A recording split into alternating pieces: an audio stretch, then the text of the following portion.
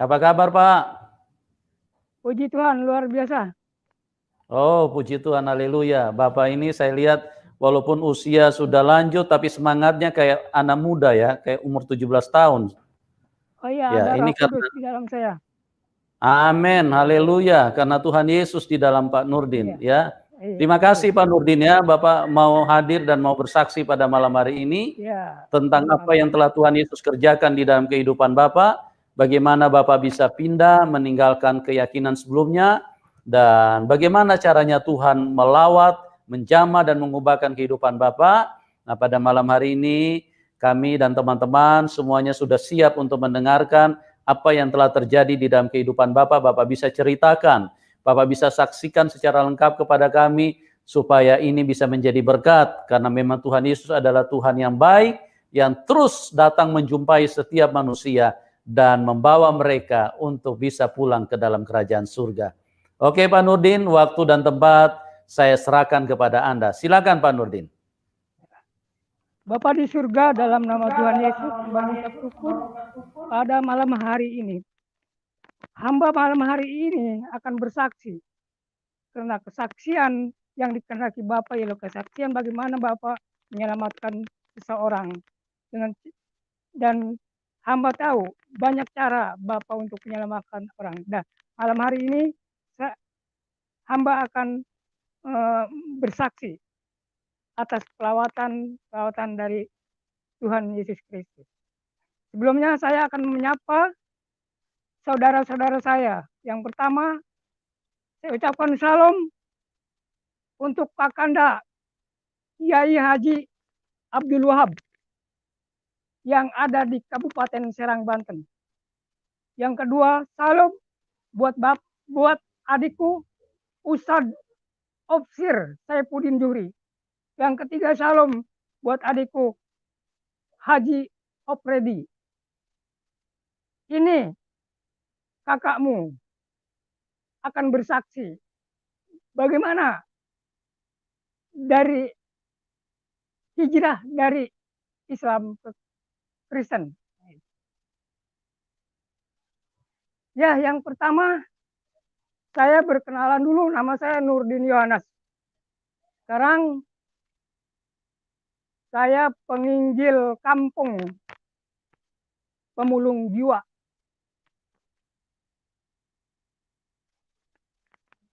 Saya melihat catatan orang tua. Saya dilahirkan pada tahun 1956. Kalau di KTP 1957 karena gara-gara foto. Jadi usia saya sekarang 64 tahun. Nah, saya dari keluarga Islam. Bapak saya dulu penghulu.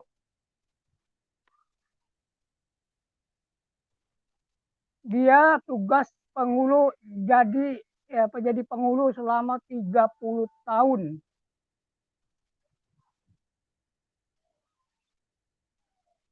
Pada waktu itu saya sempat menggantikan orang tua saya karena diperintah oleh kepala desa. Lalu saya gantiin orang tua saya menjadi penghulu. Baru dapat 3 tahun saya dipanggil karena banyak orang-orang yang meminta surat nikah ke kepala desa. Nah, lalu saya dipanggil. Kenapa? Orang-orang banyak yang datang meminta surat kepada saya, padahal kan kamu yang nikahin. Saya bilang memang betul uangnya enggak saya setorkan ke KUA. Jadi ke kantor saya. Jadi uang itu saya kantongin. karena saya juga perlu duit. Saya perlu duit. Jadi saya dipecat dapat 3 tahun.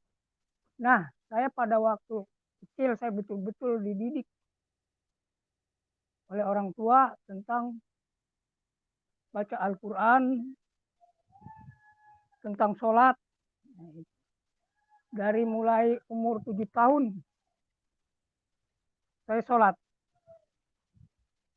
Nah, saya belajar baca Al-Quran. Setelah saya bisa baca Al-Quran, bisa doa, bisa sholat, saya ngajar ngaji. Karena asal bisa mengajar asal bisa sholat, bisa baca Quran, bisa berdoa, ngajar ngaji, itu disebut ustadz. Kenapa? Emang ustadz itu kan bahasa Arab, bahasa Indonesianya guru, orang yang mengajar. Jadi saya di sini dulunya saya ngajar ngaji, pernah juga memang ngajar ngaji dewasa juga. Nah, di dalam kehidupan saya, waktu saya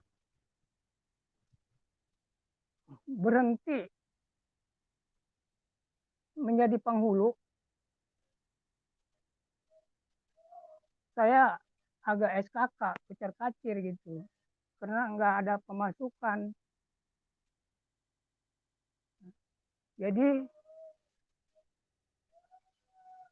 saya waktu itu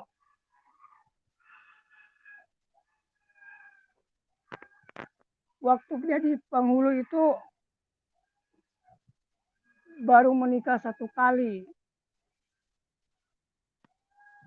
Ya puji Tuhan, istri yang terakhir ini yang keempat. Jadi saya saat ini punya anak dengan istri yang ini yang hidup 7. Terus cucu 11. Nah, karena di waktu itu saya hidup kucar-kacir, saya ikut transmigrasi ke Sumatera. Pada waktu itu saya baru punya anak 1. Di Sumatera saya dijadikan kepala dusun, terus juga dijadikan seksi agama di LKMD pada waktu itu. Karena itu pada waktu itu tahun 80-an. Di sana pun saya ngajar ngaji juga. Bilang orang di sana saya juga ustadz. Jadi dapat 12 tahun saya transmigrasi, keluarga pengen pulang. Lalu harta yang ada di sana dijual. Begitu pulang sampai ke Tangerang, sampai ke tempat semula, uang yang saya bawa itu dapat 2 bulan ludes. Kucar-kacir juga. Jadi kalau kata bahasa Sunda mah bingung temanggi tungtung, susah temanggi lebah. Mau dagang gak punya modal, mau tani gak punya sawah. Nah itu.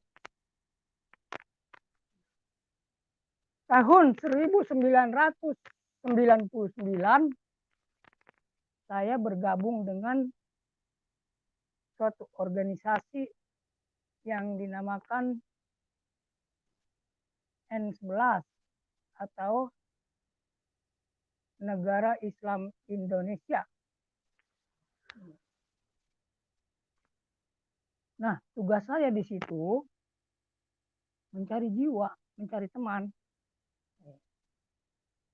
Tugas saya di situ mencari teman, mendatangi teman untuk bergabung kepada organisasi yang saya ikuti.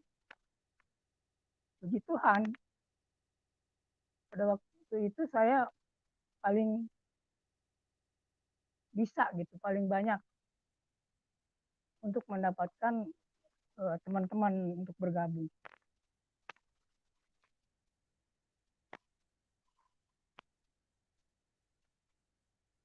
Pada suatu saat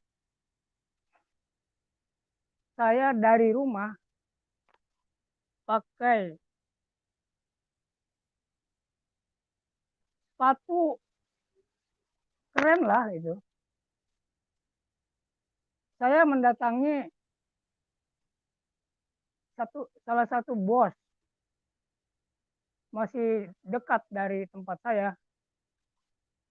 Bos itu mempunyai ternak sapi, ya, Tanjung Burung. Rencana saya dari rumah, ya,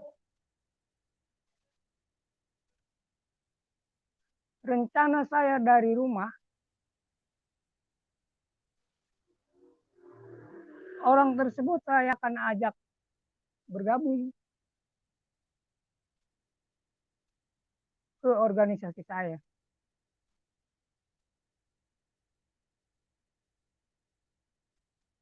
Begitu saya sampai ke tempatnya, saya diskusi atau ngobrol ya tentang agama gitu.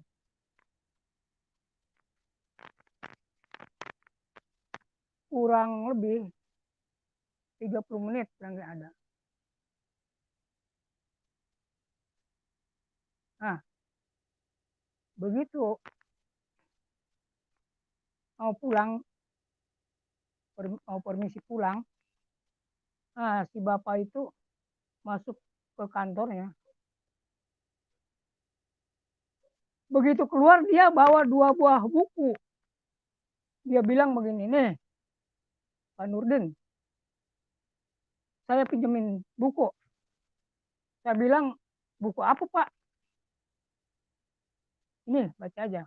Nah, saya lihat buku itu yang satu Alkitab, yang satu buku hadis. Tebal-tebal bukunya. Nah, begitu dia ngasih buku,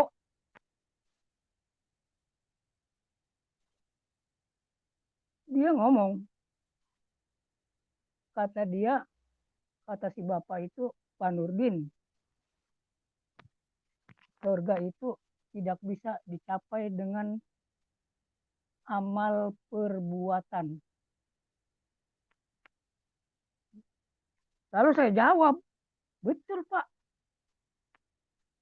Orang Nabi saya aja ngomong begitu, tidak ada satu orang pun masuk ke dalam surga dengan amalnya.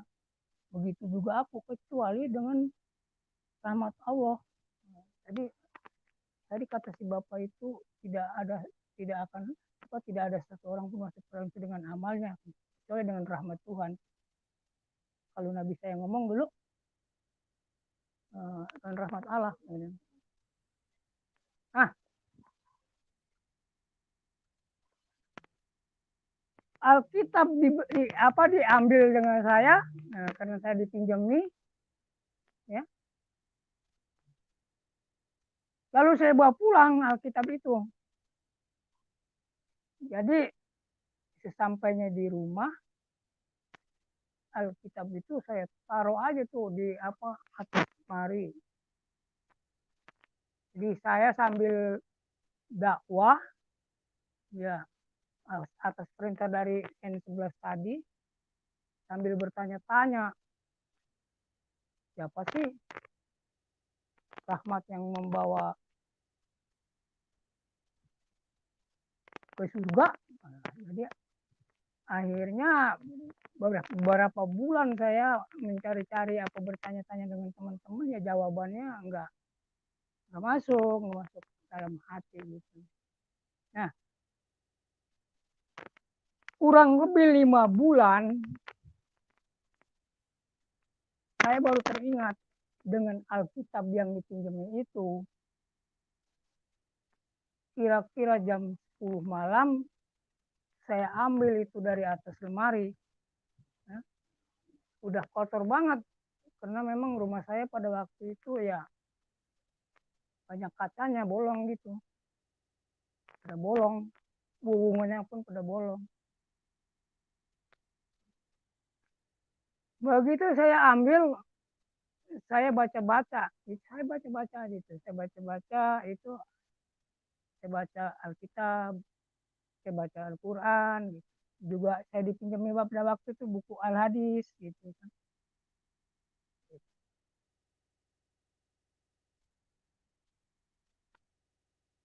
Nah, beberapa bulan saya baca-baca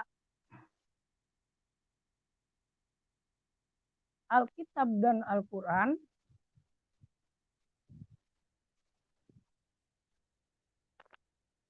Begitu saya baca surat 19, ada kalimat begini.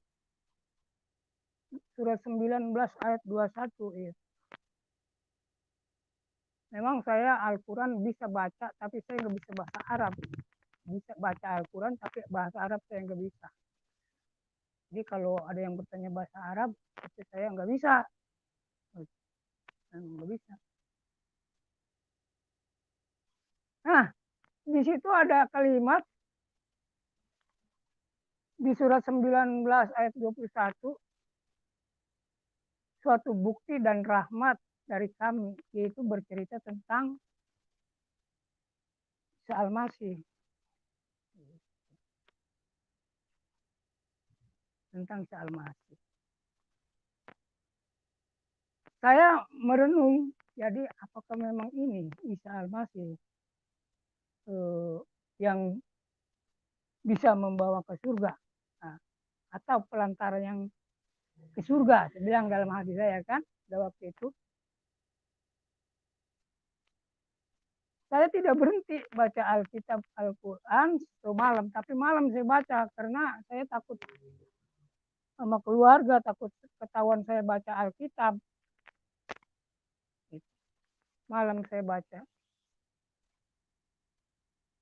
Nah, begitu saya baca, ketemu lagi itu. Di dalam surat Az-Zuhruf kalau nggak salah ya. Ayat 61. Kalau saya nggak lupa, begini bahasa Arabnya. Wa innahu la'ilmu lis-sa'ati fala tamtaruna biha wattabi'uni hajasiratum mustaqim. Bahasa Arab. Jadi bahasa Indonesianya, sesungguhnya Isa Al-Masih itu mengetahui hari kiamat. Janganlah kamu ragu, ikutilah aku, ini jalan yang lurus. Jadi dengan ayat itu saya kontrak sama Isa Al-Masih. Saya bilang ini Isa Al-Masih sombong amat.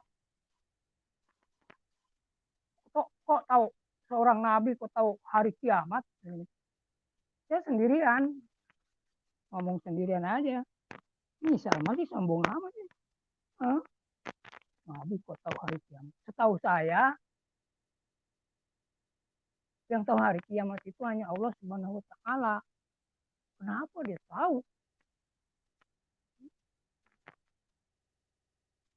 Nah, begitu terus saya baca-baca.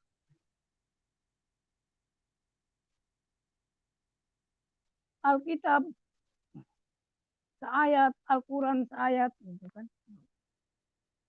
Baca-baca.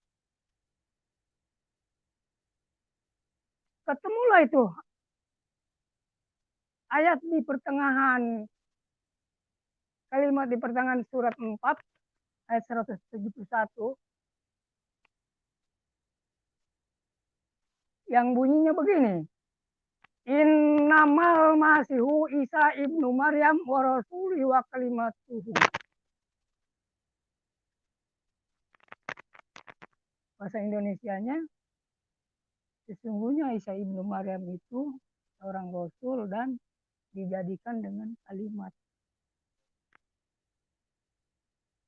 Nah, di situ saya baca, saya renungkan, lalu saya ilustrasikan sendiri malam-malam. Saya seperti orang gila gitu kan. Jadi saya katakan kalimat Allah berarti, kalimat Allah Subhanahu wa taala. Jadi Allah ucapannya turun, pret ya. Jadi Isa Al-Masih. Allah ucapannya turun ke bumi, dimasuki ke Maria, dijadi.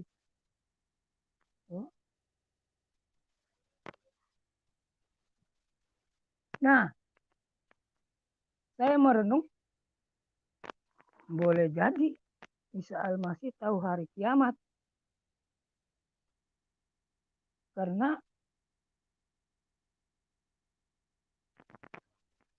dia omongan Allah.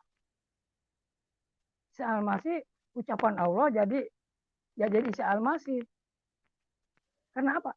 Kalau omongan atau ucapan itu antara yang ngucapin dengan ucapannya jadi satu. Oh iya. Nah, barulah saya ngerti bahwa antara Isa Al-Masih itu satu dengan Allah Subhanahu wa taala. Nah, itu. Saya sendirian aja, Pak. Baca, saya pun baca Alkitab malam. Jadi sambil cuma telinga juga karena saya takut sama anak, istri. Nah, itu. Terus saya baca.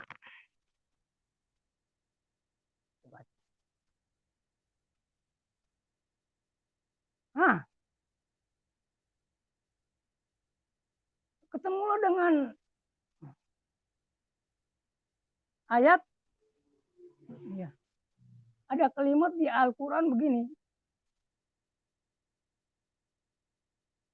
Ya ahlal kitab, lastum alaisai hatta tuqimut Taurat wal Injil. Wa ma unzila ilaikum mir rabbikum. Bahasa Indonesianya bukan artinya loh, itu bahasa Indonesianya nih. Kalau artinya maka nggak tahu sebenarnya. Bahasa Indonesianya, hai ahli kitab, kamu tidak dipandang beragama sedikit, sehingga kamu menegakkan ajaran-ajaran Taurat dan Injil dalam kurung Al-Quran yang diturunkan dari Tuhan. Nah, jadi ayat ini saya baca, saya renungkan.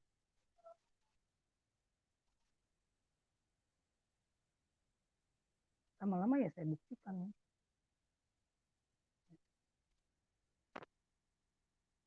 Nah, di situ saya ada dalam hati saya berpikir,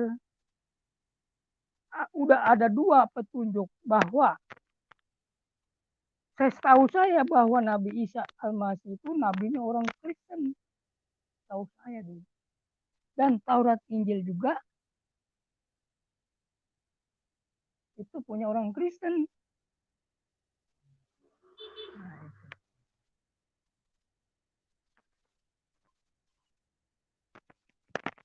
dalam pikiran saya pada waktu itu,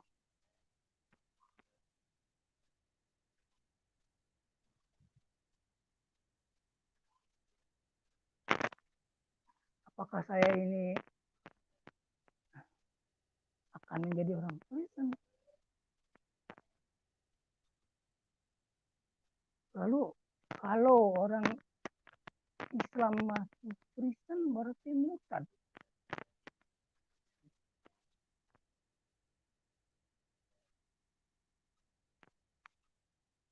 Setelah itu, malam itu saya ada kertak hati ya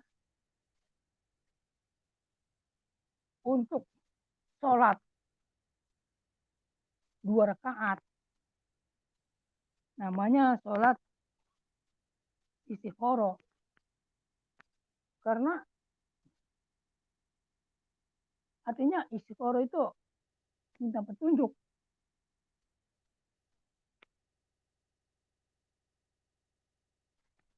Setelah itu, karena pemikiran kalau saya beralih atau berhijrah kepada Taurat Injil, meninggalkan Al-Quran, saya orang murtad. Sedangkan murtad itu banyak orang bilang, orang-orang bilang orang murtad itu neraka tempatnya. Nah, begitu saya habis sholat, saya berdoa, minta petunjuk.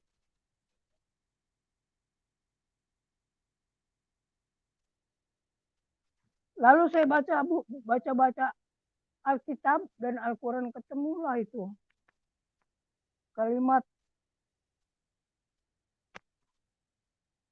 di surat 5 ya, ayat 54.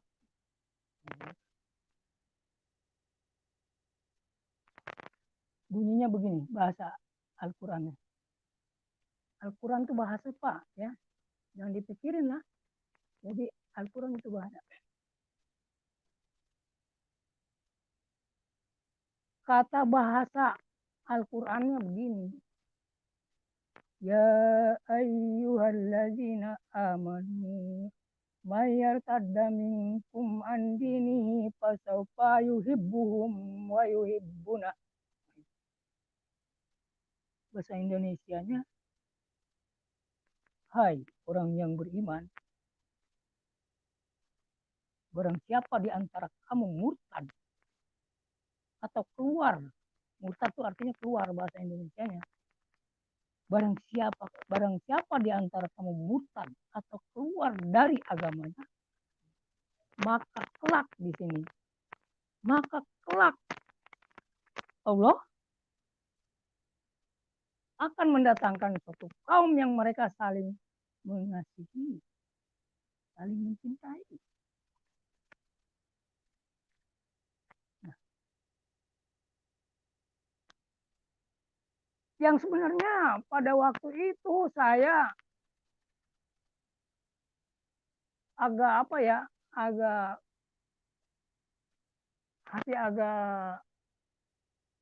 selama apa, karena murtad itu yang katanya, orang murtad itu yang katanya masuk neraka. Begitu saya baca ayat ini,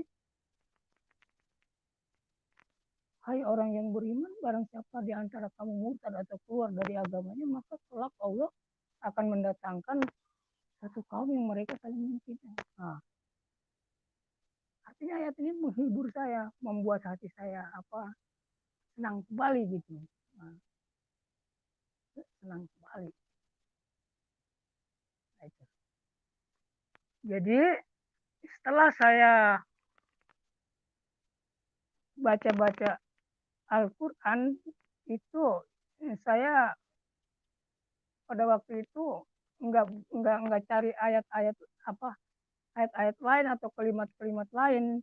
Yang saya cari ya yang berkaitan dengan Isa Al-Masih.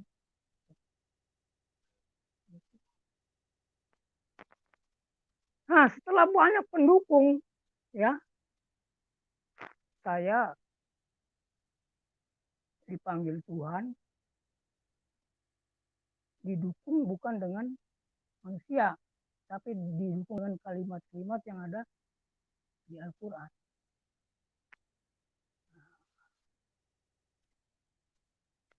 Setelah banyak pendukung, katakanlah dari depan belakang itu ada dukungan itu. Saya pada waktu itu malam minggu kalau nggak salah. Saya janji sama Tuhan, ngomong sendiri saya. Tuhan, kalau begitu minggu depan saya mau cari gereja. Begitu minggu depan malam minggunya, minggu yang besoknya yang akan saya janjikan saya mau ke gereja, saya maju mundur. Kira-kira jam 10 saya baca-baca Alkitab dan saya maju mundur. Jadi enggak ya besok ke gereja? Jadi enggak besok ke gereja? Nah, saya maju mundur. Karena ada rasa takut, ada juga rasa malu. Masa Ustaz ke gereja-gereja, mantan penghulu kok ke gereja-gereja, dalam hati saya. Apa kata dunia, apa kata tetangga, apa kata istri, apa kata saudara. Nah, begitu saya habis ketakutan, pada waktu itu jam 11, kalau nggak salah jam 11 malam. Saya punya anak yang ke-6 itu umur 6 tahun lebih. Namanya Yeni. Dia ngomong. Kata dia ngomongnya begini. Mbah, jangan takut. Mbah, jangan takut. Nah, lalu saya datangi anak saya itu. Saya bilang, dong. Pokoknya anak itu tidur. Waktu itu saya anggap, wah, anak saya ini ngelindur, kesengsem kali ya. Gitu.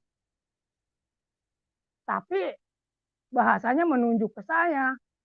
Mbak, saya sedang ketakutan, dia ngomong, Mbak jangan takut, Mbak jangan takut 2 kali. Orang saya lagi ketakutan mau ke gereja. Begitu ada ucapan dari anak saya tadi, hati saya semangat. Besok jam subuh jam 4 saya udah bangun, udah sholat subuh. Habis sholat subuh, saya baca Quran. Nah, saya nunggu waktu itu, saya nunggu jam 9. Jam 9 lewat, saya naik sepeda. Putrak aja gitulah. Sepedanya udah tua juga lagi. Nah, di perjalanan saya berdoa. Tuhan, kalau bisa di gereja jangan ada yang kenal. Malu saya. Jarak jauhnya gereja itu saya juga belum tahu di mana itu tempat gereja, cuman saya tahu di kampung Melayu Teluk Naga ada gereja di situ.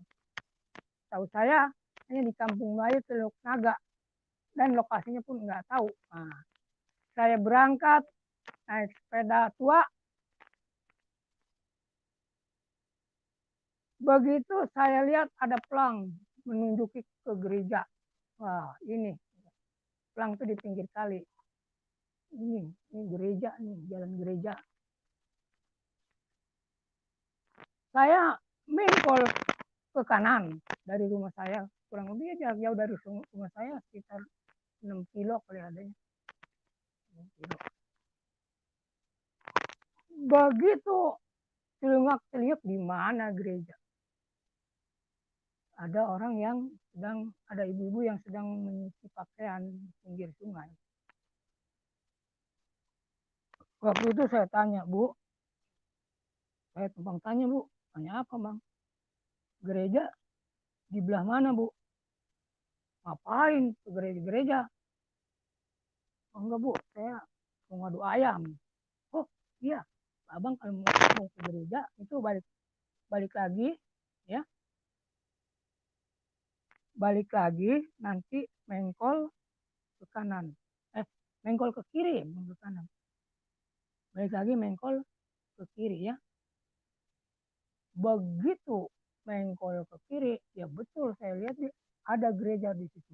Di depan gereja itu lapangan gereja luas dan banyak tukang beca. Dan di situ ada rupanya kebetulan ada orang Chinese itu banyak ayam aduan. Jadi saya enggak benar lah. Jadi enggak bohong. Ada mau ngadu ayam saya bilang. Padahal enggak ngadu ayam. Begitu datang ke situ sepeda saya taruh di pinggir pagar. Saya jalan ke pintu gerbang gereja. Nah, begitu mau masuk, itu ada yang menyapa saya, tukang beca.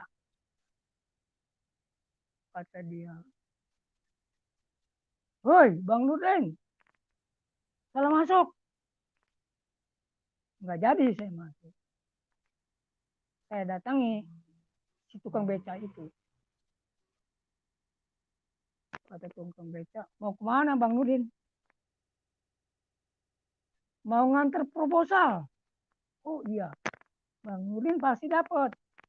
Karena apa? Orang Kristen baik-baik nanya. Saya di sini setiap minggu dikasih sembako." Kata tukang beca kan gitu. "Bang Nurdin pasti dapat. Buat apa? Ininya. Proposal ngajuin apa?" Kan?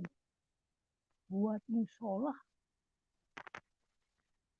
Balik terus saya ceritanya. Masuk saya ke gedung gereja. Saya pengen duduk di depan. Saya dikasih warta, lalu saya masuk ke depan, cari tempat duduk, pengen duduk di depan, udah penuh. Saya balik lagi, ternyata di dalam gereja ada juga yang tenang. Waduh, tadi doa saya nggak dijawab ya. Saya bilang, "Tuhan, kalau bisa di gereja jangan yang kenal. Ini 2 orang yang kenal, tukang beca sama yang di dalam gereja pula kenal." Nah, Pak Nurdin. saya, ya, Pak Nurdin. halo. Pak, mic-nya agak didekatin ke mulut, Pak. Suaranya Oh agak ini ya, kecil. Ya. suaranya kecil ya Pak ya? Padahal Iya, udah gede saya ini. Oh iya. Nah, dari tadi Iya. kita pasang-pasang telinga, kayaknya makin kecil makin ke sini. Oh iya. Oh ini mic-nya ya Pak ya? Ya. Oke, Pak. Lanjut nih Pak. Sudah, Ya lanjut ya. sekarang sudah jelas. Nah, ya. Udah halo? Halo udah ya? Ya. Sudah jelas, silakan. Ya. Begitu di dalam gereja, begitu saya biluk dari depan disapa. Pak Nurdin mau kemana? Saya bilang mau ikut sembahyang. Ya, duduk sini duduk. Duduk di pinggirnya. Jadi si bapak itu bilang, "Pak Nurdin, itu pecinya buka." Saya lupa Pak, saya bawa peci. Jadi saya buka, nah gitu.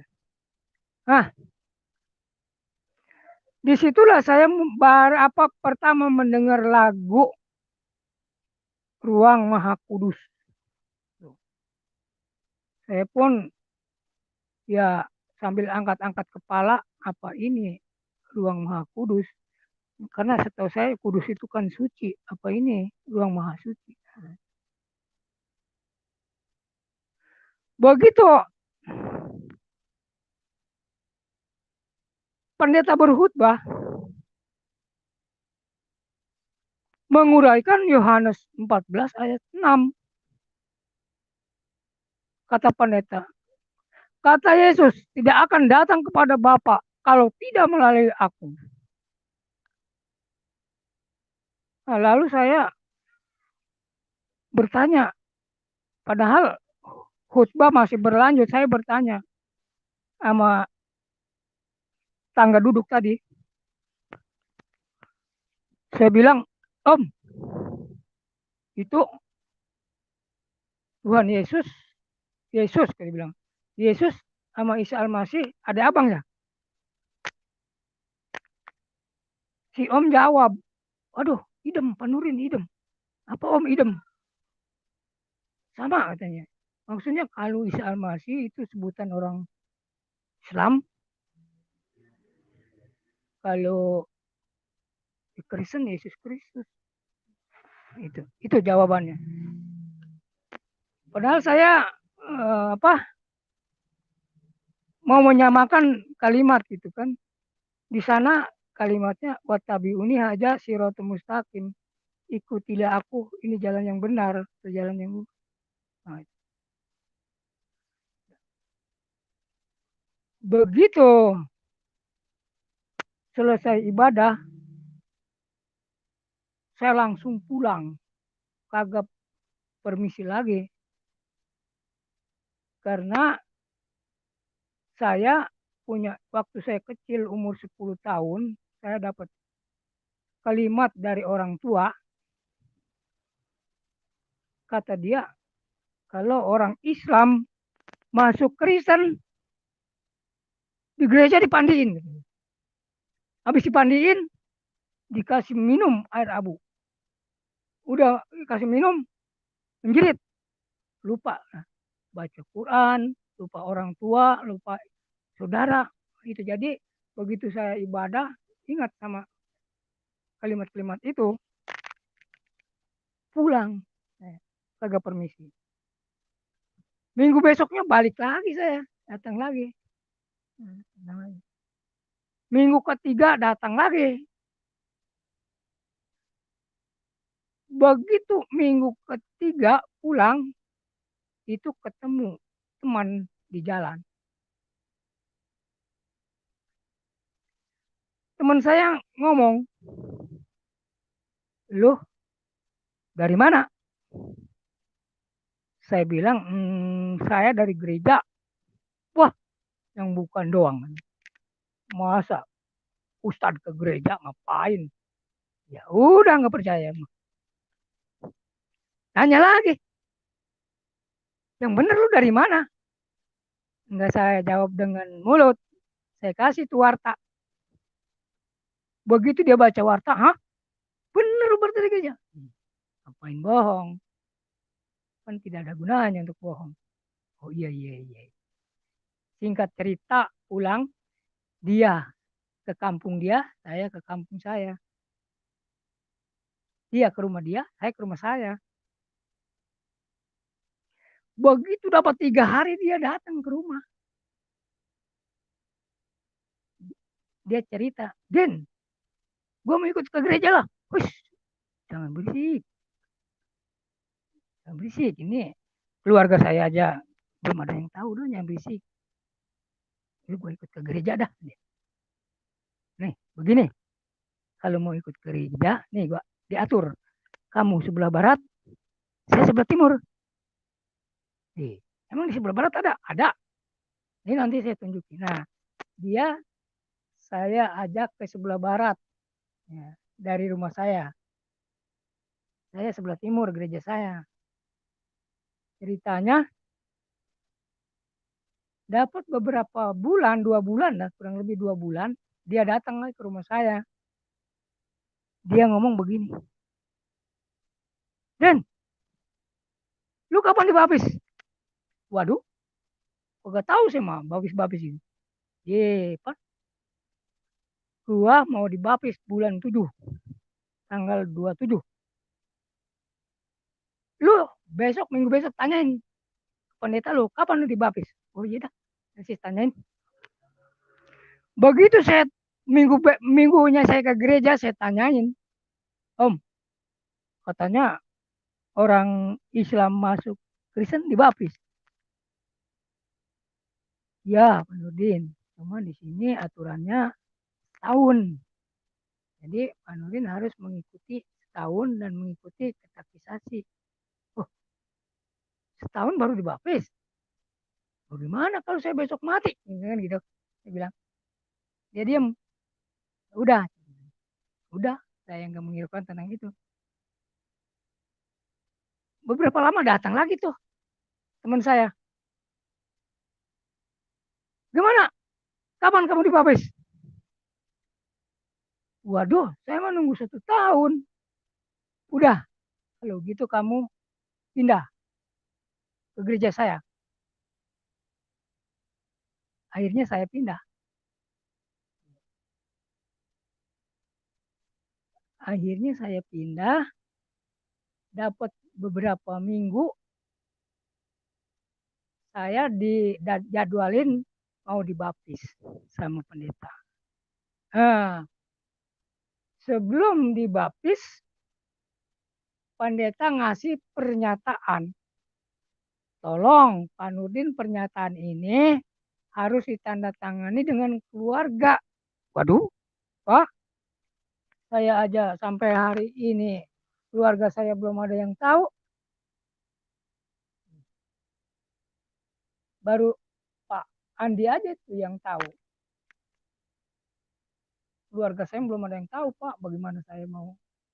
Enggak, katanya, ini persyaratannya. Waduh, persyaratannya berat amat ya.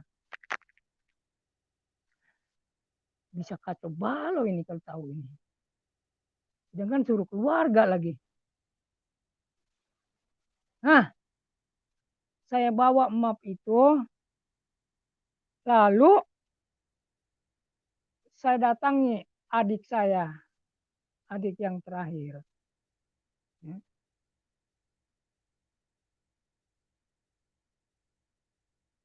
Begitu saya kasih map, saya bilang, Jun, tolong tanda tangan ini. Begitu dibuka, dia bengong. Hah? Abang mau jadi orang Kristen? Gak usah banyak cerita, tanda tangani aja. Ditanda tangani aja, karena dia nurut sama saya, adik saya yang terakhir. Tanda tangani aja. Puji Tuhan. Begitu udah selesai tanda tangani, saya bawa. Saya anterin ke pendeta. Ini Pak. Oh iya, iya. Hah, Pak Nurdin siap. Ya, tanggal 11 Agustus 2002 pada waktu itu. Pak Nurdin dibaptis. Siap dari rumah, baju salinan. Terus saya tanya, Pak, enggak, bukan saya tanya. Dia yang, ya saya tanya waktu itu. Saya di mana baptisnya? Di Tangerang, di kolam. Waduh Pak, kalau bisa saya jangan di kolam, di baptisnya. Di mana? Maunya di laut. Oh iya. Jadi saya dibawa ke laut sama pendeta. Laut Tanjung Kait namanya.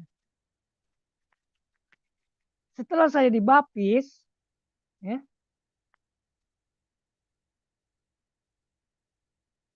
saya ditanya sama Bapak Pendeta.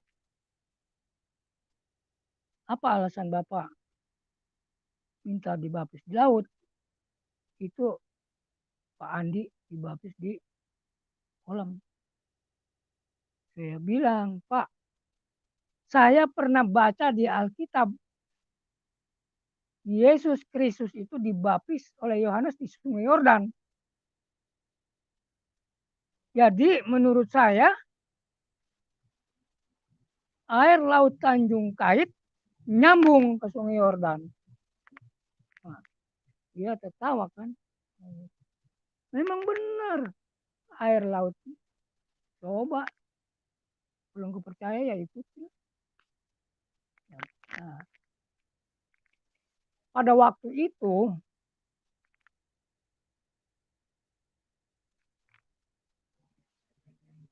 saya masih sembunyi. Waktu pertama saya masuk ke gereja itu tanggal 31 Maret. Saya dibaptis tanggal 11 Agustus. Berarti April, Mei, Juni, Juli, Agustus. Kurang lebih 5 bulan. Masih sembunyi. Belum ada yang tahu. Keluarga pun belum ada yang tahu. Baru 2 orang yang tahu. Pak Andi sama adik saya.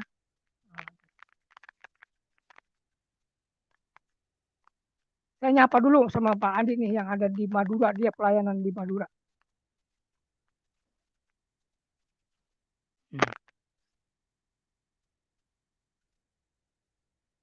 Pada waktu habis dibaptis sebulan, ya, dapat sebulan saya dibaptis, saya baca Alkitab,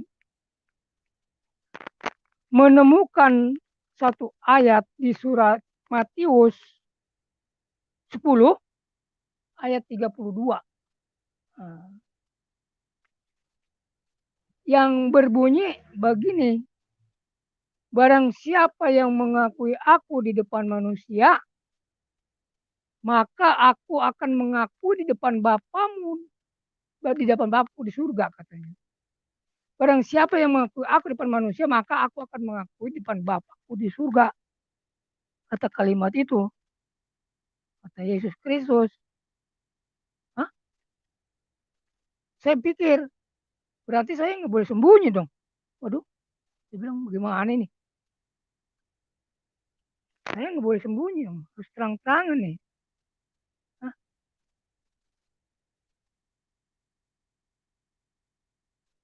Hah? Pada malam itu juga saya nulis-nulis, ambil buku, saya nulis-nulis surat, jadi bikin konsep, bikin konsep kartu keluarga untuk mengganti agama dari Islam ke Kristen. Saya bikin konsep itu, konsep kartu keluarga. Udah selesai, besok pagi saya bawa ke RT karena harus diketahui kan oleh RT.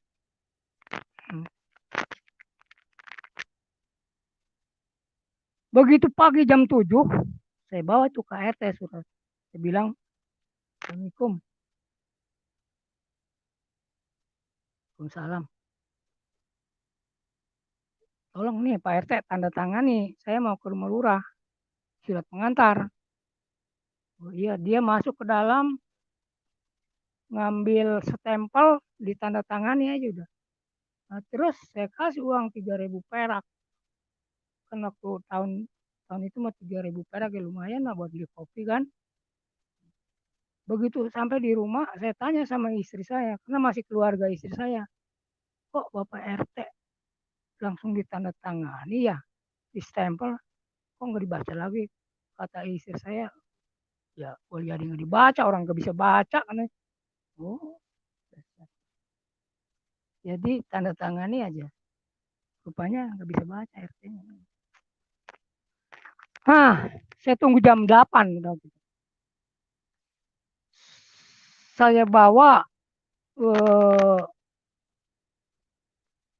ke lurah, kepala desa, jam 8. Jam 8 lewat. Saya pada waktu itu punya pemikiran, wah ini pasti ditanyain nih surat-surat. Jadi surat baptisan itu saya fotokopi. Ya, saya bawa fotokopinya dan saya lipat-lipat. Di dalamnya saya taruh uang lah. Begitu sampai di kepala desa, di kantor kepala desa, saya ajukan kepada juru tulis. Begitu dibaca bengong. Bener nih Bang Nurin mau jadi orang Kristen. Kenapa? Biasanya ada suratnya. Oh iya ini ada. Saya kasih. Begitu dibuka sama dia. Ada hijauan kan. Diambil, dibuatkan. Selesai. Langsung saya bawa ke kantor camat. Langsung saya bawa ke kantor camat. Lalu di kantor camat saya nyari kantor yang bertugas yang berkaitan dengan KTP, itu kan tuh kantor yang membuat KTP. Saya masuk dan saya kasih map petugas itu. Begitu dikasih map dibuka. Barang dibuka, dia bengong. Karena dia kenal saya, kenal bapak saya juga. Bengong dia. Terus dia ngomong begini dengan bahasa Sunda. Ari maneh lain si Nurdit. Oh, anak nama Wali Misak. Oh, dia nanaonan dia. Anak kumaha. Ari maneh jadi orang Kristen. Oh, aduh. Biasanya ayah surat nak. Mana surat nak? Dia ambil. Fotokopi bapisan, di dalamnya udah ada merahan. Nah, itu dapat hikmat juga saya waktu itu. Begitu dibuka apa surat bapisan ada merahannya, itu dia celingak tetangga duduk cabut dimasukin. Wah, dibuat sama dia tak tak tak tak tak tak tekok tak tekok tak tekok. Pada waktu itu kan gitu Pak, pakai mesin tak tekok tak tekok tak tekok. Selesai dibawa ke kantor camat.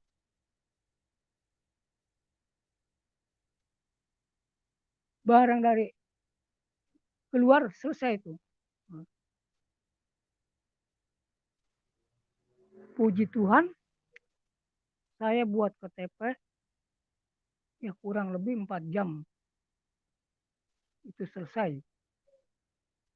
Biasanya bikin KTP itu apalagi pindah agama. Nggak pindah aja, kadang-kadang sebulan, 2 bulan baru selesai. Nah, langsung si bapak itu ya memanggil saya, yang membuat mengetik itu yang kenal sama saya, kenal sama bapak saya. Saya dipanggil ke belakang kantor. Dia siap, kata dia ke bahasa Sunda dia. Dia siap den, yuk ke dia, ayo ngobrol dengan dia ya. Terus kata dia, hari mana masih bisa baca Quran? Bisa. Nah, neta artinya surat tilu Al-Imran ayat 19. Coba baca. Saya baca lah, orang saya juga hafal itu. Inna dina indallahi Islam. Yang artinya bahasa Indonesianya sesungguhnya agama yang diridhoi di sisi Allah Islam. Pak Nurdin. Ya. Suaranya kok kecil lagi Pak? Agak didekatin ke mulut Pak mic-nya Pak. Oh iya Pak ini dekat Pak. Gitu Pak. Itu baru mantap itu. Iya. Dia bilang, iya dia bilang, kamu masih bisa baca Quran nggak? Bisa. Apa artinya surat 9 ayat 3 ayat 19? Inna dina indallah Islam. Artinya sesungguhnya agama yang diridhoi sisi Allah agama Islam. Kenapa? Kamu masuk Kristen? Marah-marah dia. Lalu saya balik tanya. Menurut Mamang, panggil Mamang dia soalnya di luar kantor. Menurut Mamang, apa sih artinya agama? Agama itu lembaga hukum. Wah, bukan lembaga hukum. Lembaga aturan. Orang yang melanggar aturan baru dihukum. Oh, iya, kata dia. Nah, Islam bahasa apa? Bahasa Arab, bahasa Indonesianya keselamatan. Nah, nih saya terjemahkan. Sesungguhnya aturan yang diridhoi di sisi Allah, aturan keselamatan. Nah, jadi begitu langsung saya tembak dia. Saya bilang, Mang, saya jadi orang Kristen, disuruh Al-Quran. Waduh, matanya melotot. Kenalan sia, ayat beraha, anu nyuruh dia jadi orang Kristen. Saya bilang, di sini ada Al-Quran nggak? Yang ada terjemahannya. Ada. Ambil dia, Pak, ke majelis orang dekat di depan saya itu waktu itu majelisnya. Depan saya ngobrol. Sekarang saya baca bahasa Arabnya, memang bahasa Indonesianya. Surat berapa? Surat Al-Maidah, Mang, ayat 38.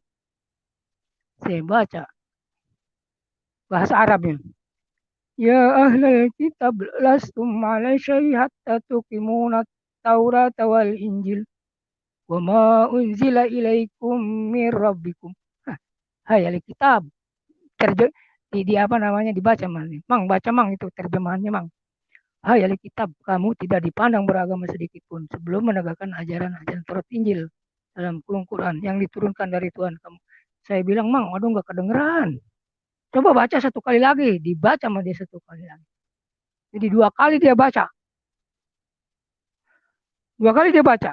Begitu dibaca 2 kali, dia tutup itu Al-Quran. Lalu saya ngomong, Mamang percaya enggak sama ayat yang saya baca tadi, sama kalimat yang saya baca tadi? Kalau Mamang enggak percaya, kata kalimat begini, Innal ladzina kafaru wa kazzabu bi ayatina ulaika ashabun nar. Sesungguhnya orang kafir itu orang yang tidak percaya, orang yang mendustakan ayat kami. Neraka. Nah, begitu saya baca ayat itu, langsung, Pak, saya diusir pulang.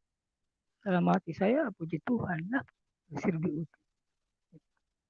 Nah, dah. Pulanglah saya dari kantor kecamatan.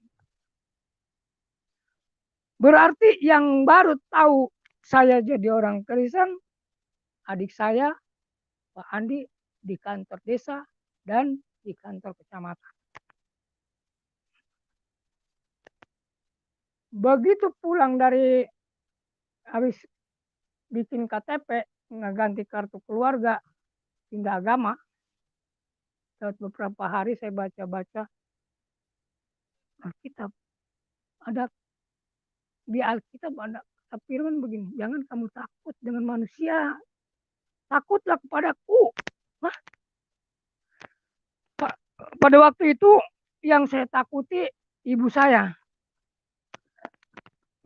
Karena bapak saya udah meninggal, jadi tinggal ibu saya. Itu paling takut saya sama ibu saya. Aduh, bagaimana nih kalau ketahuan dengan ibu saya? Bisa berbahaya ini. Tapi Tuhan bilang, jangan takut kepada manusia, takutlah kepadaku. Akhirnya saya datang ke rumah ibu saya, karena memang jarak jauhnya kurang lebih 3 kilo dari rumah saya ke rumah ibu. Begitu saya datang ke rumah ibu, itu adik-adik saya lagi kumpul duduk di atas balai. Bapak tahu nggak balai? Begitu saya naik ke atas balai, di tengah-tengah, saya bilang, nih, ada kabar baik. Menyambut banget tuh adik-adik saya, adik ipar segala. Nih, ada kabar baik. Saya cabut itu KTP. Terus, nih, baca KTP abang. Dibaca dengan adik ipar saya. Nurdin Yohanes. Umur, tanggal lahir 10 Desember 1957. Agama Kristen. Nah, begitu dia lihat, dia baca agama Kristen, menjerit-jerit yang baca itu ipar saya. Manggil ibu saya. Ibu, lihat nih. Bang Nurdin pindah agama, jadi orang Kristen. Nah, Begitu keluar ibu saya bawa tongkat. Wah, saya siap aja nongkrong. Begitu dia mau beding saya lompat dah. Wah, ini bahaya nih. Begitu keluar dari dalam rumah, karena ibu saya badannya besar, jadi mari bawa tongkat.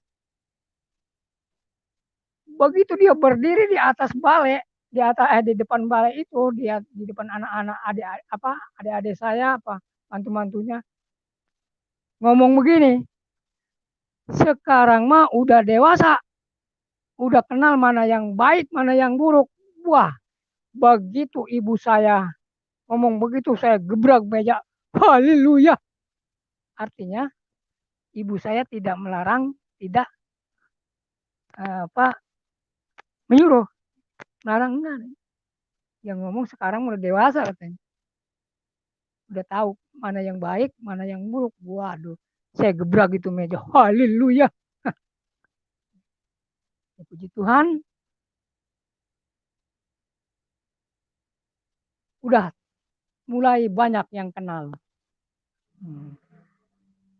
Banyak yang kenal bahwa saya pindah agama.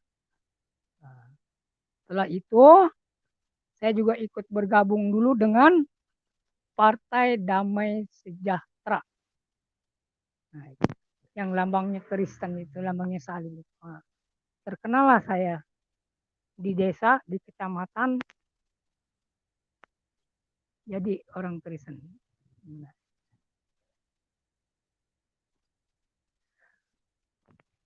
Beberapa lama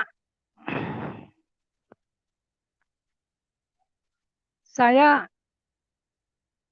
jalan-jalan, karena pada waktu saya habis dibaptis, itu saya seperti orang sontoloyo, kayak orang kebingungan gitu Pak ya. Jadi kayak orang serba salah saya waktu habis dibaptis.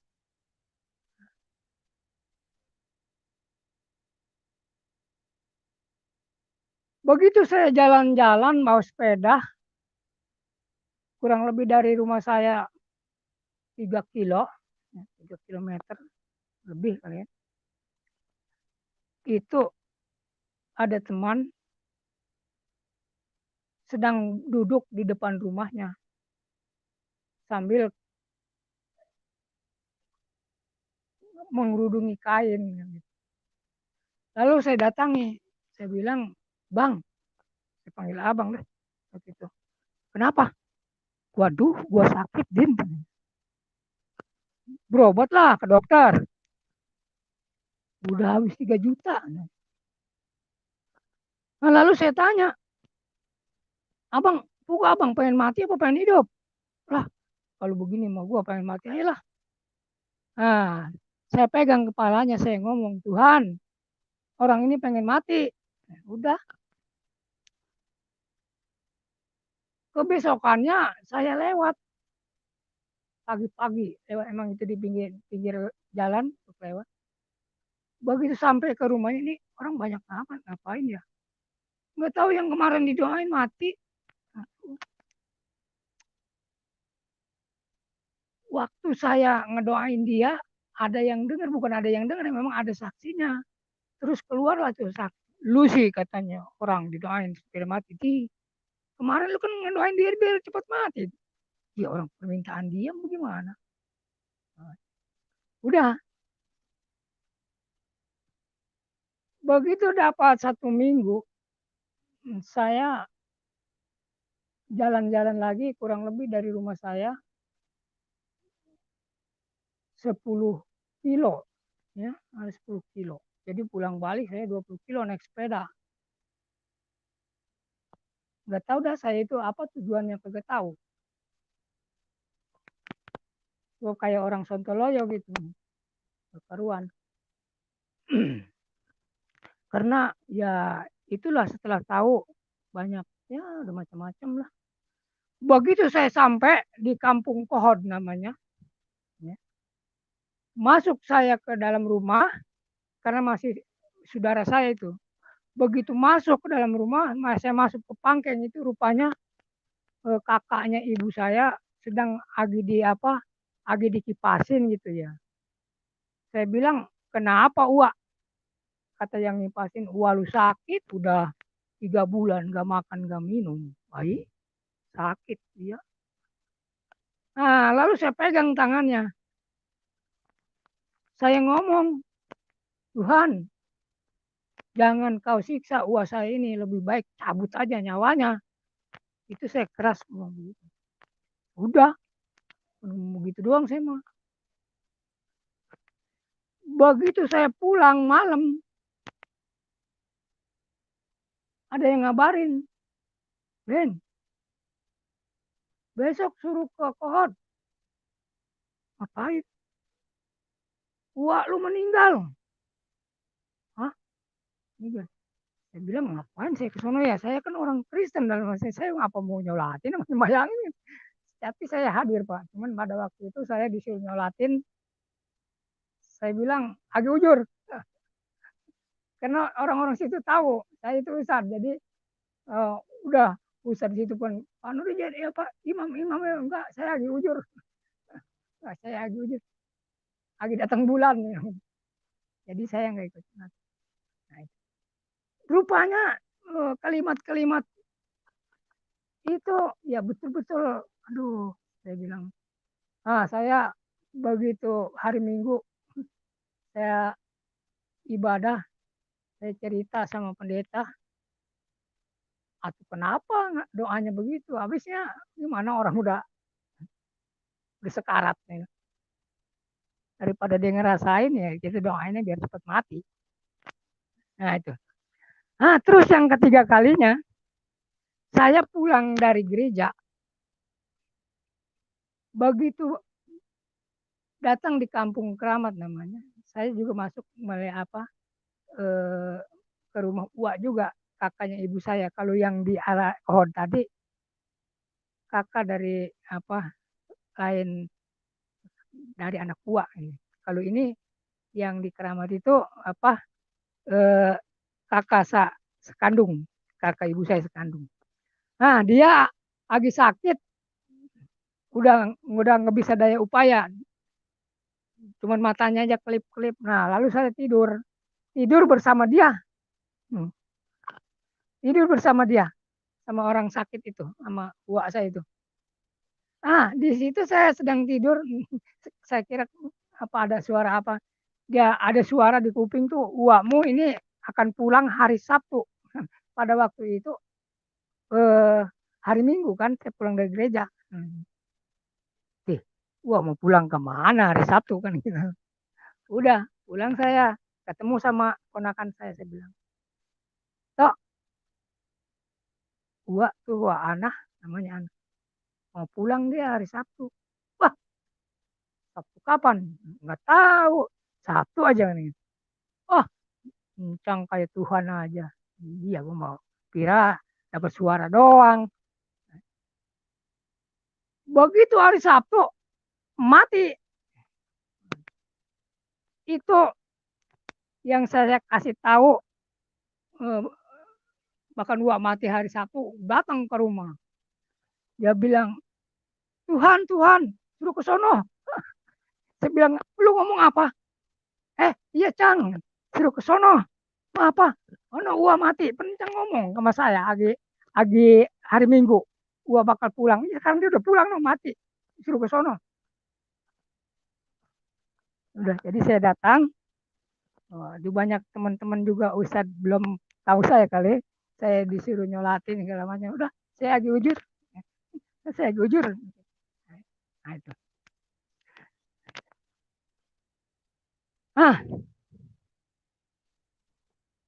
Setelah itu Pak, ini dukanya nih Pak. Saya jadi jadi orang Kristen, katakanlah. Begitu saya habis dibaptis, ya, benar-benar hinaan tuh banyak. Terutama hinaan dari istri. Kalau saya pulang dari gereja, ditunjuk, setan udah pulang. Jangan kasih makan, tinggal ini sambal. Kata istri. Tapi ada satu anak saya yang namanya Komaria. No, Roh Kudus baru pulang. Puji Tuhan. Roh Kudus baru pulang. Tuhan. Nah, begitu habis dibaptis Pak, saya selama 3 tahun. Sengsaranya bukan main. Sengsara dalam keluarga, sengsara ekonomi. Karena apa? Hati saya sedikit ada pengharapan kepada manusia. Jadi saya bilang dalam hati saya, wah, gue bakal senang nih. Karena saudara gue yang baru nih, orang-orang Kristen, orang-orang kaya. Begitu saya baca Alkitab, terkutuklah yang orang yang mengandalkan manusia, diberkati orang yang mengandalkan Tuhan. Aduh, saya bilang. Jadi rupanya apa harapan-harapan saya kepada teman-teman itu terkutuk. Nah, setelah itu saya nggak ke gereja. Nah, setelah itu saya ada yang nyuruh menggarap tanah, nyawah. Nggak ke gereja saya. Berapa bulan saya nggak ke gereja, saya nyawah. Tapi itu nyawah pun nggak pernah berhasil. Satu saat saya jam 6 dari rumah meluncur ke teman di Kohod. Dia orang Kristiani, tapi nggak punya suami, janda. Udah tua tapinya. Begitu saya datang, salam Bu, selamat pagi. Ya pagi. Bu, ada apa Pak Nurdin? Aduh Bu, minta bantuan lah. Bantuan apa? Anak saya dari kemarin belum masak, belum makan. Bagi beras ya. Wah, dibagi Pak beras sama dia. 2 liter. Rupanya dia juga cuma itu-itunya lagi. Nah. Jadi selama 3 tahun itu saya sengsara bukan main lah. Jadi banyak hinaan dari istri, dari keluarga. Tapi saya bertahan. Saya setiap malam angkat tangan kalau istri saya lagi tidur. Tuhan, jamah istri saya. Kadang-kadang istri saya juga udah macam-macam ngomongnya, marah-marah segala macam. Tapi saya nggak balas. Karena saya ingat. Kalau saya balas, saya tidak akan menjadi murid Yesus. Tidak akan murid Yesus.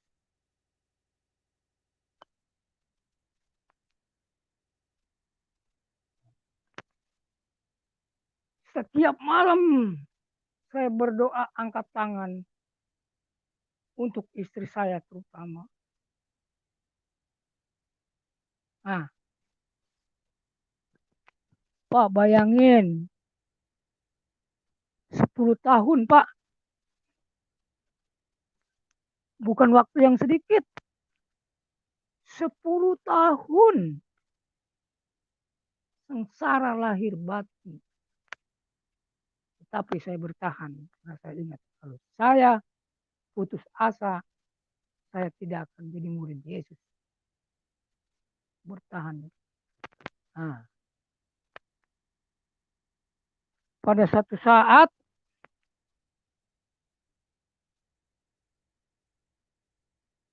saya sedang tidur bersama istri saya, itu dekatlah tidur. Tapi tidurnya nggak berendeng sih, cuma deket aja gitu. Istri saya ngomong gini, sekarang mah kita udah lain akidah. Kata istri saya. Sekarang mah kita udah lain akidah. Jadi lebih baik bercerai aja. Saya jawab, ayolah kalau mau bercerai. Akhirnya istri saya berdoa. Dia berdoanya begini. Ya Allah, sambil narik nafas. Ya Allah, kalau Kristen itu baik, jadikan saya satu dengan suami saya. Kalau Kristen itu tidak baik, pisahkan saya dengan suami saya. Lalu saya ngomong, tunggu aja tanggal mainnya. Siapa yang doanya dijawab?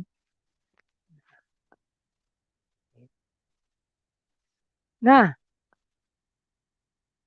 pada waktu itu saya diperkenalkan dengan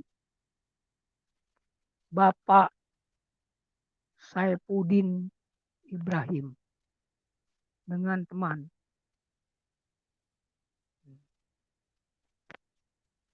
Jadi yang memperkenalkan saya kepada Saifuddin Ibrahim itu sudah almarhum Bapak Gideon namanya.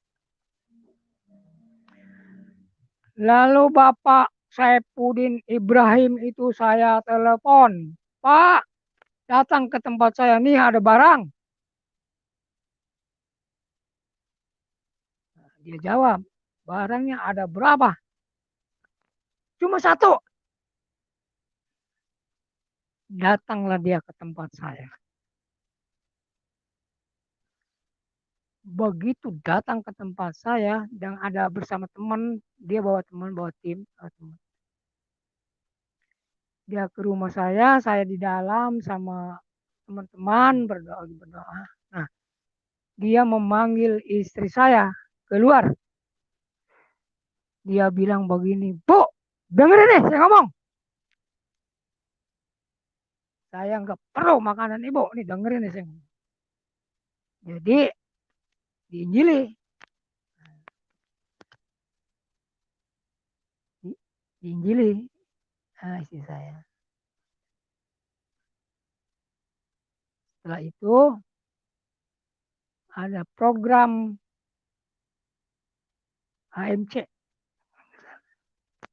yang diselenggarakan oleh Bapak Alek Leo Puncak. Nah pada waktu itu saya hubungi kaum ibu-ibu dari sana, suruh datang ke tempat saya. Lalu datang. Nah, akhirnya singkat cerita istri saya diajak sama teman-teman dari tempat saya ada 11 orang ibu-ibu saya bawa 11 orang kalau misalnya ibu sama bapak ada bapaknya dan ada ibunya 11 orang pada waktu itu. Di sana di puncak itu di apa ya ditatar lah tentang hal-hal kekristenan. Lalu pas habis apa ke seksi bapisan, selesai seksi bapisan, keluar saya cari di mana ini istri saya. Begitu saya cari-cari istri saya rupanya udah memakai baju putih mau dibapis. Nah, saya datangi, terus dia memeluk saya, minta maaf yang sering menghina. Saya bilang, nggak usah kamu minta maaf. Kalau orang Kristen sebelum kamu minta maaf sudah dimaafkan. Ya puji Tuhan. Ya. Jadi itu kurang lebih 10 tahun. Ya, 10 tahun. Bukan main perjuangan 10 tahun. Dihindari oleh istri yang satu rumah. Mana tahan. Kalau bukan karena Yesus Kristus. Gitu.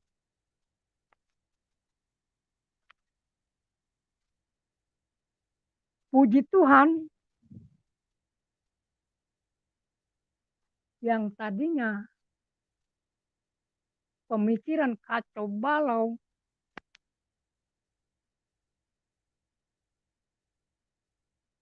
setelah istri saya dibaptis, hidup saya, kalau kata bahasa Arab mah sakinah, mawadah, warohmah. Karena saya mengikuti pria sejati dan istri saya pun ikut wanita bijak. Puji Tuhan sampai hari ini. Jadi pada tahun 2012 ya Pak ya. Memang saya masih keadaan SKK, kucak-kacir gitu kan dalam hal ekonomi. Nyawa kemarin itu hanya beberapa kali langsung tempatnya diuruk. Nah, pada waktu itu saya diajak oleh Bapak Saipudin Ibrahim ikut penataran pertanian di Hotel Rosari di Roxy kalau nggak salah. Jadi yang memberikan sebagai pengajarnya yaitu dari Malaysia, dari Australia, dan dari Amerika. Jadi saya ada insinyur pertaniannya, kan. Setelah mengikuti penataran, saya kan bertanya, ini yang ikut penataran pertanian, satu orang pun gak ada yang punya sawah. Mau diterapkan di mana ilmu? Yang akhirnya saya disuruh cari kontrak sawah oleh Bapak Saipudin Ibrahim. Dimodali sama dia. Kontrak sawah pada waktu itu. Tuhan, sampai hari ini saya bisa kebikin rumah. Dan memang sangat baik Tuhan Yesus sama saya. Istri saya kalau di sawah dia berdoa. Begini doanya. Tuhan, saya punya anak 7. Kalau bisa, ini dia ngomongnya kalau bisa lagi. Tuhan, saya punya anak 7. Kalau bisa, anak saya jangan sampai ada yang kontrak.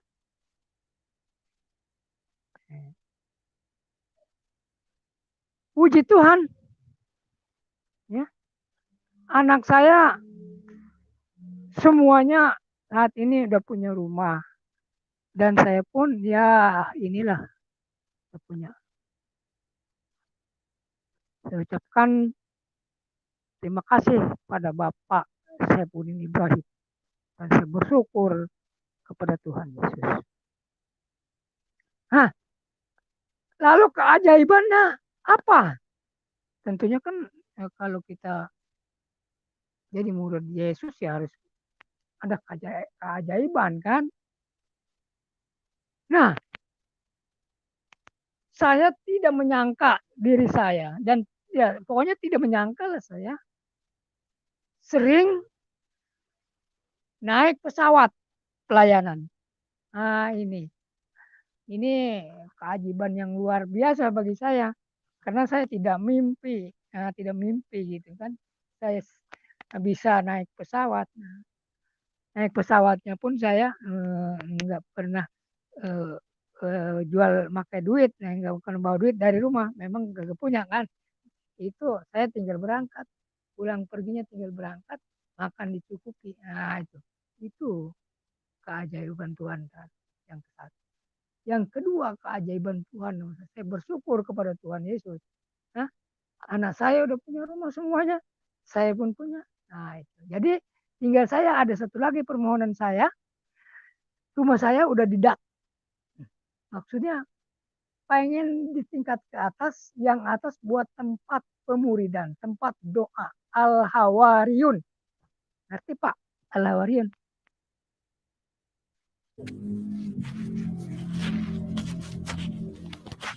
Halo? Ya, halo. Iya. Jadi saya tinggal satu kali lagi berdoa supaya Tuhan memberkati saya. Saya pengen membuat rumah ke atas untuk tempat pemuridan Al-Hawariun atau murid-murid Isa Al-Masih. Al-Hawariun itu artinya murid-murid Isa Al-Masih ya. Jadi saya akan muridkan. Saya bilang kepada teman-teman saudara-saudara saya yang pernah yang udah dibaptis, saya bilang jadi orang Kristen tidak cukup hanya ke gereja. Bawa Alkitab, pergi ke gereja, memang itu ciri orang Kristen. Tetapi kehendak Tuhan bukan begitu. Saya bilang, harus menyampaikan berita Injil. Harus menyampaikan Yohanes 15 ayat 16. Matius 28 ayat 19. Markus 16 ayat 15. Jadi saya minta maaf kepada baik orang Kristen maupun orang Islam. Jangan bertanya tentang Al-Quran. Jangan bertanya tentang Alkitab. Saya belum ngerti. Hanya ngerti saya akan menyampaikan berita Injil. Coba itu aja yang saya ngerti. Karena itu inti dari orang Kristen menyampaikan tentang kabar baik Tuhan. Itu intinya. Ya. Jadi kalau tanya di Alkitab ada ini, ada itu, kagak ngerti saya. Yang ngerti saya bahwa saya disuruh Tuhan pergi untuk menyampaikan puji Tuhan. Jadi saya sedikit bersaksi pada awal tahun 2019 saya sedang capek di habis kerja di sawah. Lalu saya beristirahat. Saya beristirahat sambil kecapean. Saya agak ngantuk-ngantuk dikit. Perasaan tiba-tiba itu ada nomor lewat. 15, 16, balik lagi 16, 15, saya kaget. Kok ini nomor lewat? Saya pikir, masa ini Tuhan suruh saya masang toge lagi seperti dulu? Wah, ini nomor apa itu? Begitu pulang dari sawah, istirahat, mandi apa malam, saya buka-buka Alkitab. Rupanya 15, 16. Bukan kamu yang memilih aku, akulah yang memilih kamu. Supaya kamu pergi. Menghasilkan buah di situ. Menghasilkan. Iya, menghasilkan. Ya puji Tuhan. Tadi pagi ada jiwa yang buka hati untuk menerima Yesus Kristus. Dan kemarin juga ada 2 jiwa. Ada Bapak Saipudin Abraham. Jadi ini 16, 15. Markus. Pergilah, beritakan Injil. Ke seluruh dunia. Ini. Jadi intinya murid Yesus itu. Ini tugas orang-orang murtadin. Saya menghimbau kepada orang-orang murtadin yang ada di Indonesia ini. Jangan mencari perdebatan. Perdebatan kita jadikan pertobatan. Kita lihat apa maksud Tuhan memanggil kita. Yesaya 42 ayat 6. Aku ini Tuhan untuk memanggil engkau untuk maksud penyelamatan. Untuk maksud penyelamatan. Bukan untuk perdebatan. Jadikan perdebatan menjadi pertobatan. Matius 5 ayat 9. Berbahagialah orang yang membawa damai. Akan disebut anak-anak Allah. Ketika ya beritakan Injil. Itulah tugas orang-orang murtadin. Ya. Jangan sembunyi aja. Beritakanlah firman Tuhan. Baik atau tidak baik waktu ini. Himbauan ya. Ini sebagai himbauan kepada ke orang-orang murtadin yang ada di Indonesia. Karena saya 1 minggu punya HP yang ada YouTube-nya. Saya pun belum ngerti bagaimana cara bukanya. Saya belajar dengan cucu saya yang umur 3 tahun. cara buka YouTube saya belajar sama anak cucu saya umur 3 tahun. Gituan. Jadi saya lihat banyak orang-orang murtadin. Itulah.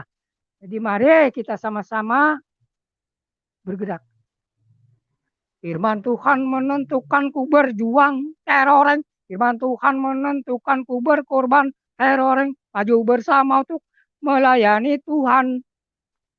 Mari kita memuja, mari kita memuji. Besarkan nama Tuhan. Firman Tuhan renungkan, firman Tuhan lakukan, firman Tuhan sampaikan. Jadi, puji Tuhan. Tuhan merubah kehidupan saya setelah saya dipanggil Yesus Kristus dan mau melakukan firman Tuhan, menyampaikan firman. Saya pergi karena saya punya pikiran saya nih. Saya udah enggak mengharapkan tentang hal-hal dunia. Kalau saya mau mengabarkan firman Tuhan, dunia harta akan mengikuti di belakang saya. Itu pikiran saya sekarang. Makanya begitu Tuhan nyuruh saya pergi, saya waktu bulan kemarin setelah saya dikasih nomor 15, 16, 16, 15. Saya bilang, Tuhan, saya udah tua, umur saya udah 64, masa saya suruh pergi? Kemana saya pergi? Saya cuek aja tuh, Pak, sama nomor-nomor itu. Nah, begitu dapat berapa bulan, ketemulah saya dengan sahabat saya namanya Alpis. Saya cerita, saya disawab, dikasih penglihatan, nomor. Setelah saya pulang dari sana, nomor itu kalimatnya merintah saya pergi menginjil. Nah, kata dia begini, kata Pak Alpis. Udah kita buat program, kita melayani. Kemana? Rencananya ke 34 provinsi lah. Jadi kita mulai dari Aceh dulu. Kita turun. Saya bilang, dananya dari mana pun perlu dana buat makan, buat naik. Percaya, kalau Tuhan yang nyuruh, pasti Tuhan sediakan. Hah? Tuhan nyuruh, pasti Tuhan sediakan. Saya jadwal. Bulan 1 tanggal sekian saya jadwal. Pas pada waktu mau berangkat, itu punya uang 1,5 juta. Saya bilang sama teman saya tadi, kalau kita bisa naik pesawat, naiklah kita pesawat. Kalau nggak bisa kita naik odong-odong ke Lampung. Jadi kita ke Lampung dulu. Begitu malam Rebo, saya berangkat malam hari Kamis. Begitu malam Rebo ada persekutuan doa, saya diajak sama sahabat saya itu. Yuk kita doa. Di mana? Di Angklong. Begitu begitu ada doa, saya ikut doa. Nah, saya bersaksi tentang hal mau pelayanan ke Sumatera. Baru ada duit 1,5 juta. Kalau bisa saya naik pesawat, kalau nggak bisa saya naik odong-odong. Puji Tuhan, ada hamba Tuhan yang terketuk, yaitu Bapak Pendeta Yudi. Nggak tahu orang mana dia ya, saya nggak tahu tuh. Tahu orang Karawaci, tahu orang Cimonas. Udah Pak Nurdin, tenang. Nanti malam saya tambahin 2 juta. Saya minta nomor rekeningnya. Hah? Puji Tuhan nih.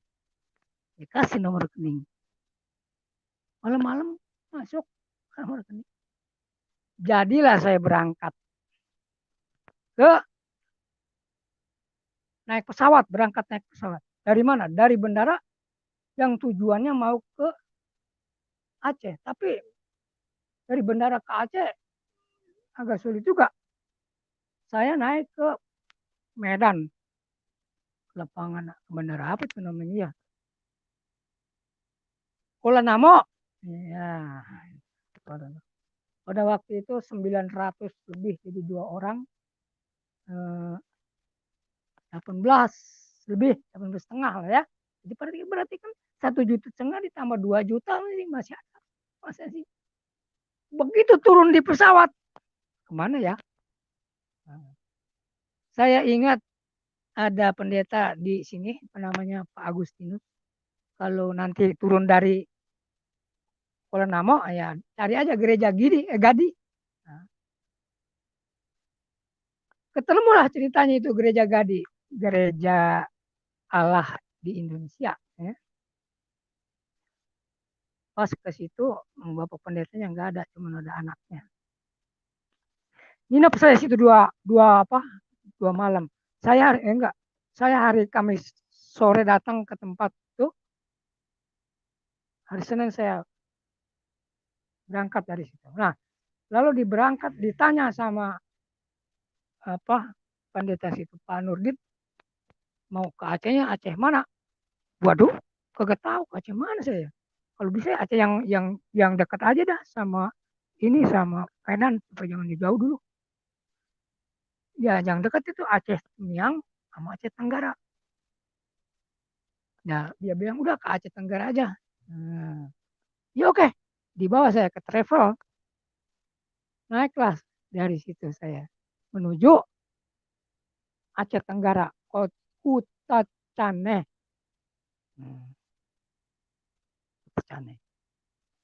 Ceritanya sampai saya di Kota Cane jam 10 malam. Kan udah agak sepi. Begitu saya lihat masih ada warung kecil buka, warung kopi. Ya enggak, waktu itu saya dia malam-malam kata supir, Bapak mau turun di mana? Waduh, di Kota Cane. Ini Kota Cane. Di kampung ini Tanah Merah. Udah ya, ini Tanah Merah. Wah, ya berarti saya turun di sini. Nah, saya turun. Barang turun udah sepi kan, agak sepi. Saya lihat ada warung kecil pinggir jalan masih buka. Nah, saya mendatangi itu. Saya ngopi tadi itu ceritanya kopi pahit. Ya. Ditanya sama yang warung, Bapak ini mau kemana, dari mana? Saya dari Jakarta. Saya bilang, saya mau penginjilan. Ya untung aja itu yang punya warungnya orang Kristen. Saya mau penginjilan lah yang. Oh iya, kalau begitu ngopi dulu dah. Gituan, kasih ngopi, nggak bayar. Nanti dianterin sama suami saya. Bang itu ya, orang Kristen rupanya. Jadi malam-malam saya dianterin ke ke rumah pendeta jam 10 lewat kalau nggak salah. Diketuk-ketuk pintunya sama si bapak itu kan. Pak pendeta, ini ada tamu. Masuklah. Kaget ya. Begitu saya masuk, yaitu dia pulang. Kaget. Kata teman saya, Pak Alpis itu, Pak, Bapak jangan kaget. Anggap saja saya ini malaikat. 2 malaikat datang ke rumah Bapak. Lalu dikasih tuh, ada surat ini kan, surat pengutusan. Nah, akhirnya ya puji Tuhan, saya besoknya kata dia, Pak Nurdin, Pak Alpis, Pak Nurdin nggak usah tidur nggak usah ngontrak lah kan, nyewa lah kan gitu kan. Soalnya di pastori katanya. Saya tidur di pastori. Ya, pastorinya belum di keramik, masih tanah aja gitu kan. Gelar tikar. Karena banyak nyamuk, itulah penginjil. Asik aja ya, itu penginjil. Jadi di situ saya seminggu diajak dengan pendeta mencari jiwa, mengenal dikenalin dengan orang-orang sekitar situ yang Muslim. Dan lalu saya dibawa ke Gunung Leuser, saya dipertemukan dengan seorang bernama siapa ya, Ali Akbar namanya. Dia orang Jawa Barat, Sukabumi. Nah, saya di situ sempat berdoa, gitu kan, mendoakan mereka, mendoakan istrinya, dan membuka hati untuk menerima Yesus Kristus. Setelah dari situ, saya ke Karo, Medan. Nah, di situ saya diajak berdoa ke orang stroke. Saya berdoa bersama teman-teman, ya, teman saya mau main gitar. Puji Tuhan, itu yang didoain bisa berdiri, bisa jalan. Aduh, puji Tuhan, mujizat masih ada, kata Pak Alpisnya gitu. Dan anak-anaknya pun pada gembira tuh. Ada yang nangis juga lagi. Nah, jadi puji Tuhan. Setelah di situ saya kurang lebih 9 hari, ya. Saya berangkat ke Riau. Nah, di situ saya kebingungan lah di Riau. Begitu sampai di Riau, di daerah transmigrasi, saya datangi ke musola.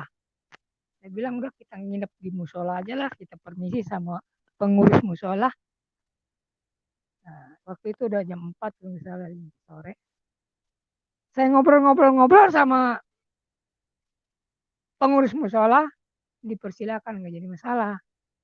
Tidur di musola kan gitu. Begitu jam 10, datang ibu-ibu. Pak, Bapak mau tidur di mana? Di sini, Bu, di musola. Bapak jangan tidur di sini. Di sana aja, di penginapan ada. Di mana? Di sana itu. Ke pasar. Diusir saya. Gitu, diusir saya. Berangkat saya malam-malam dari penginapan. Puji Tuhan, saya di daerah itu, saya jalan kaki berdua menyampaikan firman Tuhan, menyampaikan Injil pada ibu-ibu. Itu semuanya dipoto, ada di HP Pak Alpis. Cuman saya nggak punya HP. Nah, setelah dari Pekanbaru saya ke Padang. Di Padang saya dapat seminggu, terus ke Jambi. Nah, ke Jambi saya diajak sama pelayan Tuhan ke pojok sekali, naik mobil cuma hampir 5 jam ke hutan. Itu nemuin kampung namanya Kampung Areng-Areng. Rupanya di situ ada banyak juga anak-anak Tuhan. Ibadahnya prihatin banget. Masih di tanah ngampar. Kalau kita di sini enak, aduh ada keramik, yang masih ngampar, atasnya dipakai apa nih? Kita doakan dia, biar dia diberkati Tuhan. Saudaraku yang terkasih, rupanya sampai di sini. Ya, sampai di sini dulu ya. Ya, kita masuk ke ruang diskusi ya Pak, karena ini teman-teman sudah antri untuk mau berdiskusi dengan Bapak ya. Oke. Ya, nanti kita tinggal berkembang dari pertanyaan-pertanyaan yang masuk. Dan Tuhan Yesus memberkati kita semua dan salam kemenangan buat kita semua. Amin. Amin.